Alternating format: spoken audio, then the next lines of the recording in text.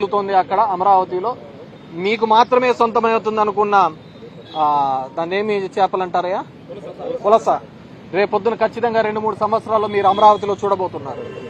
Up stream కి ఇవ్వబోతున్నాయి, అదే పులసల్లో మీకు అమరావతి దాంట్లో మీకు పట్టించి మీ అందరికి ఇవ్వబోతున్నాం.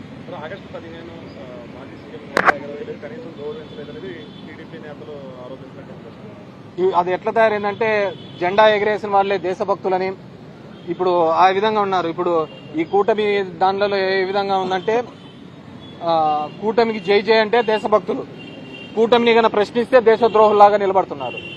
దేశభక్తి అనేది జెండా ఎగరేస్తేనో లేకుంటే దాని మీద ఆ రోజు చాక్లెట్లు పంచుతూనే ఉండదు.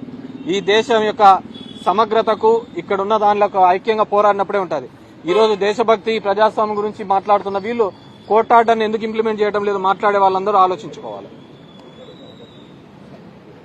ఎనీథింగ్ ఎల్స్ అన్న మాట్లాడతారు.